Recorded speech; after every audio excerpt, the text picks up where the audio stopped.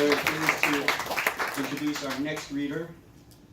Lesley Dormen is the Associate Director of the Writer's Studio, is the author of The Best Place to Be, a novel and stories. Her short fiction, articles, and essays have appeared in The Atlantic, Plowshares, Epiphany, 5 Points, Open City, Glimmer Train, Elle, The New York Times, VanityFair.com, O, The Oprah Magazine, and Unholy Ghost, Writers on Depression, among other publications and anthologies. Several of her short stories have been notables in Best American Short Stories. Lesley has received a New York Foundation for the Arts Fellowship in Fiction and is a fellow of the MacDowell Colony and Yaddo. Please welcome Lesley Dormen. I'm reading a short scene from the novel I'm working on. I didn't say still working on.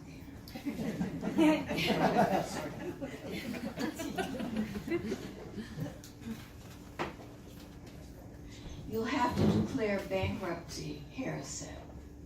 He and Daisy had just returned from their walk. We were in the bedroom. I had been throwing some things into a bag for travel to my aunt's funeral the next day. Absolutely not, I said. I stopped what I was doing. I have to make serious changes. I know that. I've been thinking about how out of control I've become. I already have some ideas. None of them, I managed not to say, included bankruptcy. Just how are you going to pay off your debt, Harris said.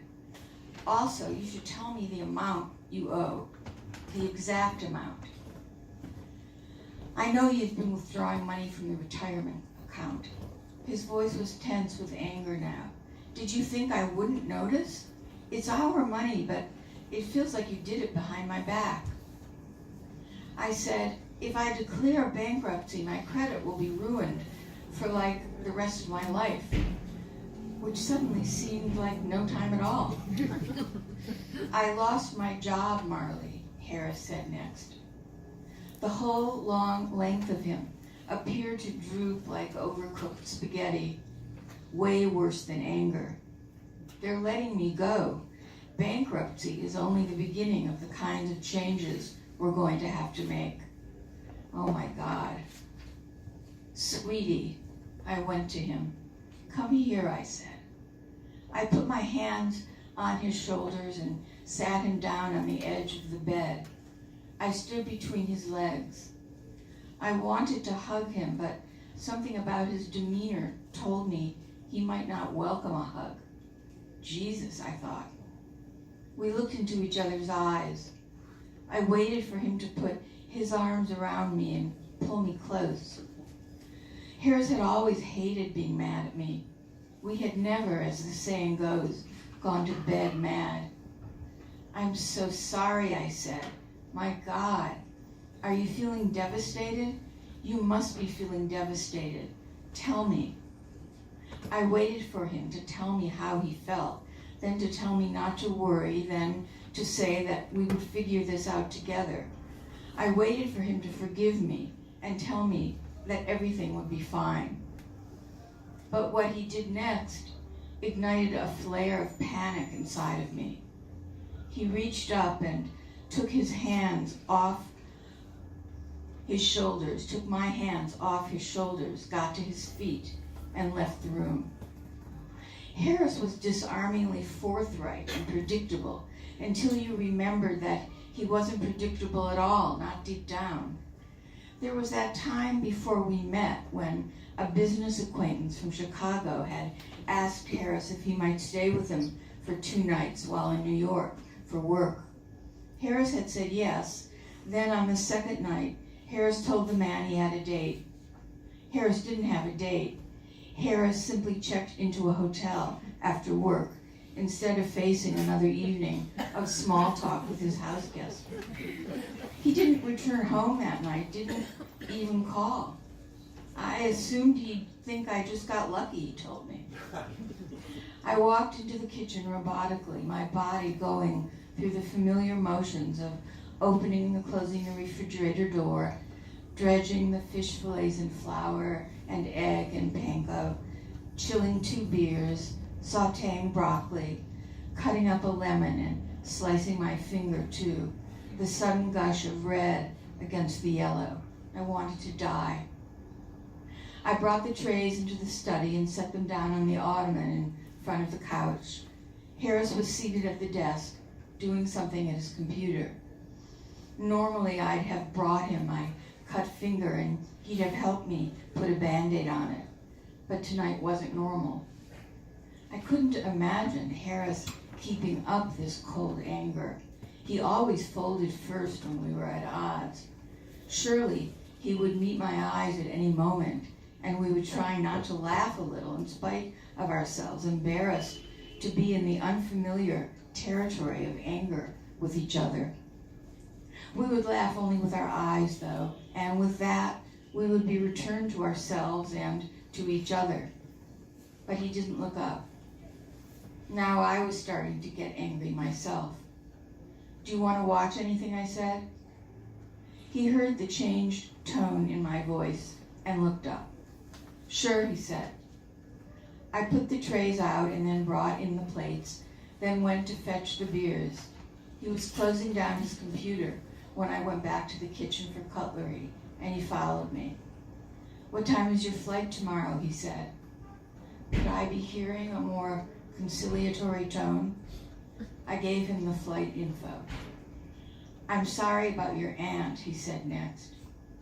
He sounded conciliatory, but I didn't know how to get back to myself. I was angry and scared both. I wasn't an instant forgiver.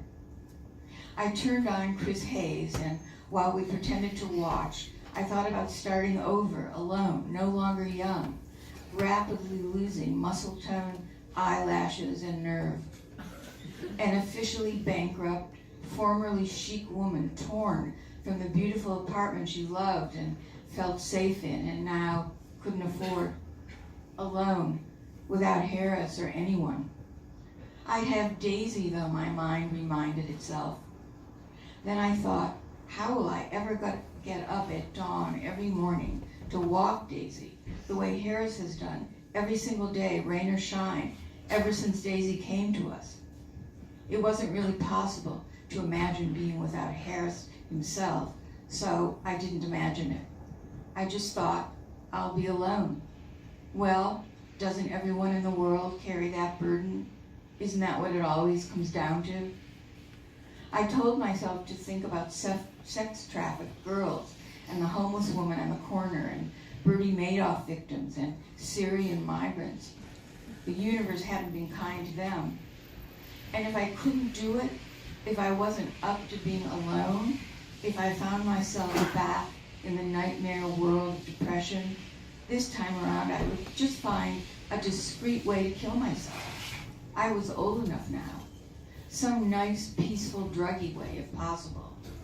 I wouldn't be a bag lady, and I wouldn't jump out a window or hang myself from a closet doorknob. God, no. I wondered why you didn't hear any more about bag lady fear. I wanted to die in a 5-star European hotel of a potion sent up by room service. I should definitely make a Leonard Cohen playlist for such an event. Propofol, the drug they give you for a colonoscopy, would be ideal. I loved it when you suddenly were just gone. And if gone lasted forever, how would you even know you weren't just getting dressed and going out for a good breakfast and then getting a taxi and going home? I wouldn't do it immediately, though. Maybe I would start smoking cigarettes again for a while first.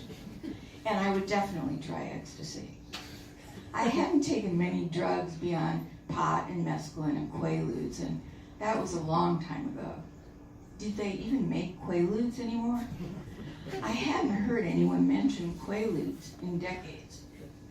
I already owned the books the euthanasia people published, Final Exit and Peaceful Pill, the ones that tell you how to commit suicide if you're terminally ill. It wasn't easy, I knew that much. I wanted nothing to do with the plastic bag pictured. Apparently you could die laughing if you could get a helium tank into your apartment. But I didn't want to travel to the one pharmacy in Mexico that sold the pill either. Like going to Reno for a divorce. Anyway, that pill was probably on the dark web by now. Maybe I'd have to join a group first. Well, I'd think about that later. I was definitely for euthanasia, though. Definitely. Although it seemed more moral or something, not to mention legal, to wait until you had cancer or a brain tumor or Alzheimer's. But why wait? I wondered if you could fly to Switzerland and die there if you didn't have a fatal illness. Was clinical depression bad enough to qualify? Probably not. Would Daisy miss Harris if we had to live in a lower rent city in Rhode Island or Portugal? That felt shockingly sad. Then I thought about how much Harris would miss Daisy, and that felt way sadder. Then I thought, how could I kill myself and leave Daisy? The fish is delicious, Harris said. More broccoli, I said. Do you want more, he said. No, I'm fine, I said. He went into the kitchen to refill his plate. We finished eating in a resigned kind of silence. Then Harris collected our plates and took them to the kitchen. When he came out, he stood in the doorway and said, Marley, let's postpone this discussion until you get back from your aunt's funeral. I'm still angry and I'm not in the right frame of mind to discuss this. Okay, I said. A small reprieve after all. I just don't get it though. Why do you have to buy so many things?